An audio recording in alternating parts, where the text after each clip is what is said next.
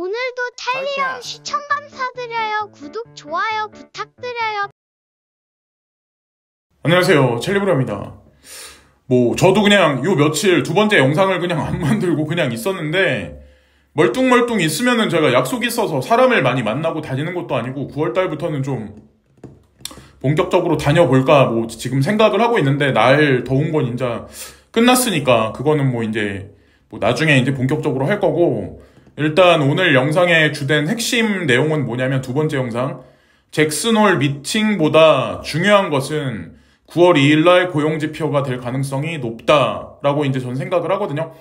그러니까 오늘 밤이죠. 오늘 밤 잭슨홀 미팅에 스피치가 이제 들어가는 게, 제롬 파월 연준 의장의 이제 그 말씀이 들어가는 게 밤 11시부터 이제 이게 실시가 돼서 시장에 바로 반영이 될 거예요. 그래서 제롬 파월 연준 의장이 고용지표가 어떻게 나오는지를 보고 그 다음에 금리의 방향성을 결정을 할 거다라고 말할 가능성도 적지 않거든요. 그렇기 때문에 만약에 오늘 11시에 이도저도 아닌 상황으로 말을 하면 일시적으로 반등이 있을 수는 있긴 하겠지만, 9월 2일날 직전까지는 좀 어느 정도 또 한 번에 이제 하락이 와서 몸을 사려야 될 어떤 그런 시기가 있지 않을까. 그래서 변동성 장세가 주말까지는 상승장이 온다고 하더라도 9월 2일날 전에 또다시 꺾일 가능성이 있기 때문에 이런 상황도 좀 굵직하게 보실 필요가 있지 않을까라는 생각을 좀 하게 됐어요. 그리고 또 하나는, 제가 여기 꽃게 주문 사진이 여기 써 있는데, 이거는 뒷광고도 아니고 제가 이거 하는 사람 아는 사람은 없어요. 근데 저는 쿠팡을 많이 사용을 하거든요. 제가 주문할 때. 근데 여기 보면은 2kg에 31,600원. 그래서 저는 그냥 이 가격이 제가 보기에는 저렴해 저는 이제 제가 주부가 아니기 때문에. 그리고 수율이 어떤지 모르겠는데, 제가 댓글을 읽어봤는데 수율이 나쁘지 않대요. 그래서 여기 쿠팡 추천도 써있고 해서 저도 이제 2개를 주문했는데, 내일 새벽에 받아보면 알겠죠. 결과물이 어떤지는. 근데 제가 이걸 말씀드리는 이유는, 여러분들은 더 잘 아시겠지만 시간이 1년 흘러가면서 우리가 건강한 신선한 수산물을 먹기가 점점 더 힘들어지는 그런 시대로 가지 않을까. 그리고 가격도 올해는 기상이변 때문에 꽃게가 풍년이다 이런 얘기가 있잖아요. 지금서부터 몇 달이 될지 모르겠지만. 근데 어쨌건 이것도 그냥 기회가 왔을 때 즐기시라, 이런 의미에서 그냥 지나가는 김에 이제 말씀을 드리는 거고, 에미넴, 스눕독, 28일 아더사이드 메타버스서, BAYC NFT 활용, 신곡 공연, 이런 얘기가 나왔어요. 아시겠지만, NFT사 중에는 유일하게 제가 그래도 공신력이 있고, 검증이 끝난 데가 BAYC라고 이제 생각을 하는데, 근데 여기는 이미 검증이 끝난 게, 이렇게 네임드 있는 연예인들이 다 이렇게 관련해서 뭔가 인프라망을 지금 깔아가지고 연계해서 수익 사업을 하고 있잖아요. 그러니까 당연히 괜찮은 거죠. 우리나라도 이렇게 저렇게 사업을 많이 하시는 분들이 되게 많이 있잖아요. 그래서 이상한 분들도 있고 괜찮은 분들도 있는데, 아마 저는 시간이 흘러가면서 쏟아질 거라고 이제 전 생각을 하고, AP 코인 같은 경우는 호라이젠에서 이 스테이킹 할 수 있는 플랫폼을 본인들이 만들어서 지원해줬죠. 그래서 호라이젠이 직접적으로 이 코인이 관련돼서 시세 분출하고 상관은 없지만, 어쨌건 비하인드에 우리가 모르는 사실이 있겠죠.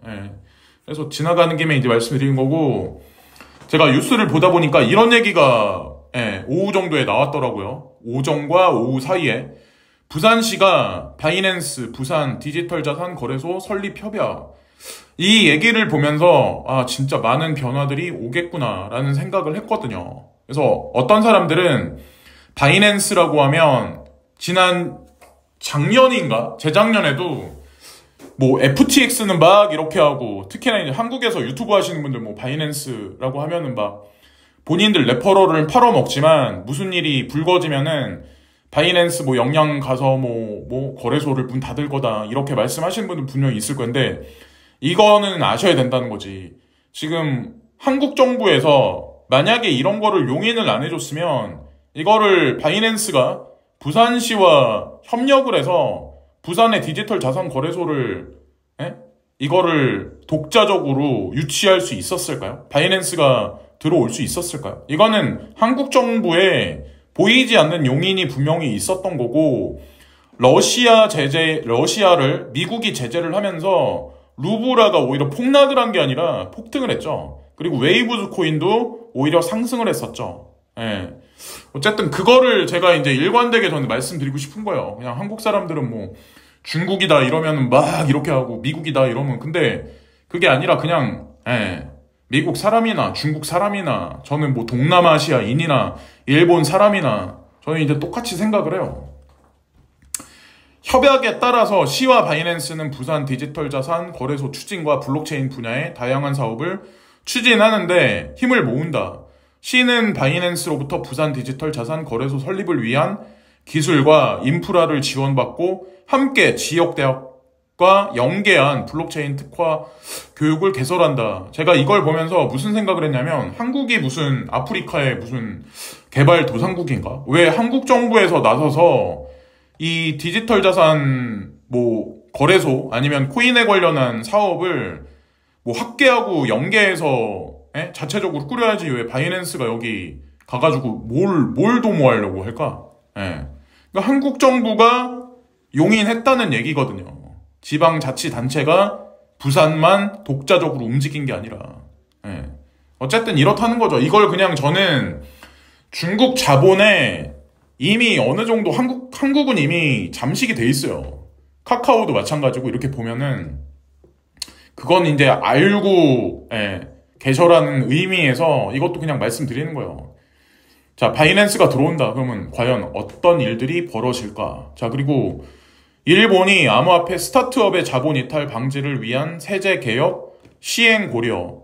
그러니까 얼마 전 작년까지만 해도 뭐 세금을 50% 매긴다, 55% 매긴다 이래서 아마 많은 일들이 많이 있었을 거예요. 근데 딱 이제 얼마 안 돼서 시간이 지나니까 이런 식으로 정부에서 이런 식으로 얘기를 하네요. 자본 이탈 방지를 위해서 세율을 이렇게 낮출 거야.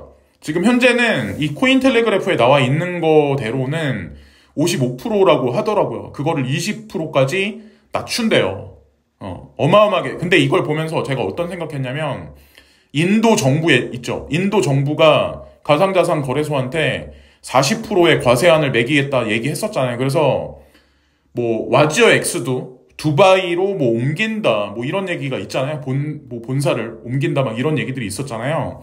근데 이것도 어차피 제가 이제 개인적으로 보기에는 이번에 일본에서 나온 이 기사 뉴스랑 일맥상통한 어떤 평행 이론이 성립되지 않을까, 저 이제 그런 생각했거든요. 그래서 그것도 뭐 추후에 나올 수 있는 얘기이기 때문에 지나가는 김에 이제 언급 드리는 거고, 여기 보면 코인텔레그래프에 이런 기사가 나왔어요. 그래서 인도는 회계 연도가 2022년부터 2023년까지 CBDC 도매 사업을 시범 운영할 거야.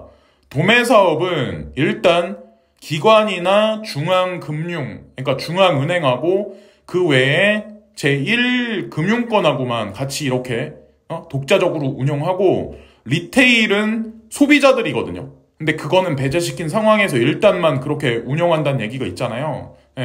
그럼 과연 향후에 인도 정부는 어떻게 움직일까?